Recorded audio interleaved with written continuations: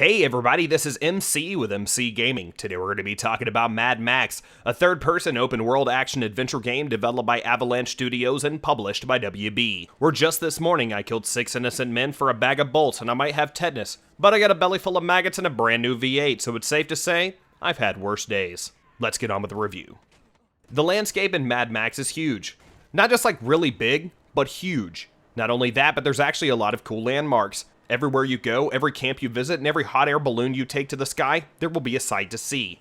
The rough terrain of the world is definitely spot on. At first I thought that I was going to get tired of all the dust and sand everywhere after a while, but the game kept surprising me with areas that look so much different than the last. Even though the world is a barren wasteland, it's all varied and absolutely gorgeous. I don't know about anyone else, but this world immediately reminded me of Tatooine, or maybe even my new favorite sand planet, Jakku.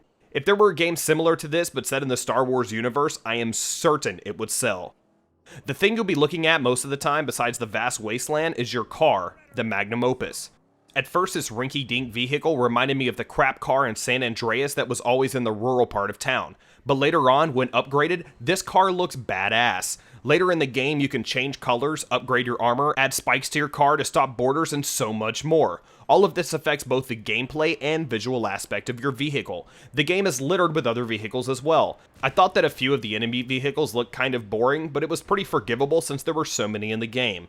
Character models are okay. On the other hand, Max's model looks great. You can even upgrade things like better jackets or gloves that look awesome. You can change his hairstyles and even add grime to his face for added immersion.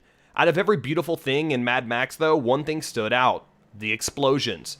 I already knew that Avalanche knew how to do explosions, but these look incredible. Destroying an enemy vehicle causes a huge eruption that is always satisfying. When you find yourself fighting a convoy and are surrounded by explosions, you'll see the game's true potential. Which brings me to my final and favorite thing about the presentation: the frame rate. I don't have the most powerful PC in the world. I've got an FX 8320 and an R9 290, yet this game ran a perfect 60 frames per second in 1080p, highest settings, and while I was recording in 720p, 60 frames per second. I think I saw the game dip in frames one single time, and I'm pretty sure it was because of my PC, not the game. Overall, I was more than impressed with the graphics and entire presentation of the title. The story of Mad Max is basically like the worst trip to go get gas ever. While searching for fuel, Max is attacked by a group of raiders called the War Boys, who are led by Scabarus Scrotus. Scrotus and the War Boys attack Max and leave him for dead, but Max quickly recovers and chases Scabarus down. The two then brawl atop of Scrotus's vehicle and Max puts a chainsaw blade through his head. Scrotus somehow survives this attack and kicks Max off of his ride and drives off with basically everything Max owned.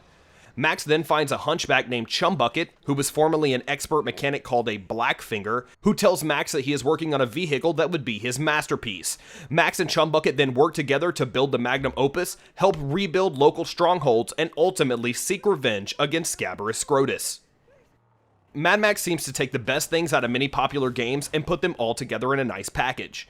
After the first few missions, you basically have free range of the map, outside of a few locked areas which don't take too long to get to. There are 5 main areas in the world to discover. Each area has its own things to do. There are towers called Scarecrows that need to be destroyed, along with snipers littered across the map to take out. There are minefields to destroy, hideouts to scavenge, and camps to liberate. Along with the missions and upgrades for Max and the Magnum Opus, there is a lot to do. That leads to my major problem with the title. In fact, this issue is pretty glaring because of how well the world was built and the overall execution of everything else. This game suffers from the same problem that many people call the Ubisoft effect, or at least somebody called it that once, which is where the game is filled with things to do and discover, but it's all quantity over quality. At the end of the day, it just feels like you're checking off a list of things to do. You'll find hot air balloons to take you to the sky to overlook the area, and this is reminiscent of Far Cry Towers, except there are a lot less of them here.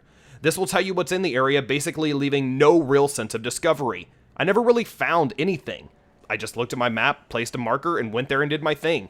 I'm not saying that the camps are not fun to clear out and that it's not satisfying as hell to pull a sniper from his nest, but everything just felt like I was checking off another item to lower that area's threat levels. But to be honest, that's pretty much my only gripe gameplay-wise. Though it was very formulaic in execution, everything was really fun to do. The combat is the same combat from Batman Arkham series with a few tweaks. This fighting style is much more realistic and in your face, and I did like this combat style more than Batman actually. The enemies are not really varied in their fighting style enough to add any real challenge though. If you know this combat style, you won't have any problems. A huge portion of the game is spent driving, and it is really, really good. The driving at the beginning of the game was pretty crap to be honest, and I was worried that the whole game was going to be spent like this, but then I quickly realized that the driving was bad because my car was bad. After upgrading, you can feel every little change you make. Adding a little bit of speed or control makes a huge difference on the driving experience. By the end of the game, I felt like the magnum opus truly was the masterpiece that Chumbucket had wanted to create. Basically, the loop of the game is you will go to a hot air balloon, uncover that area's threats, and then take them out, lowering that area's threat levels.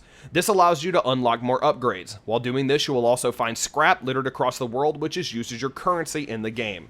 There isn't really a store, but there is a garage, and you'll use scrap to purchase everything there, as well as Max's upgrades. Along with the missions, that's pretty much all there is to it. Overall, Mad Max was a lot of fun.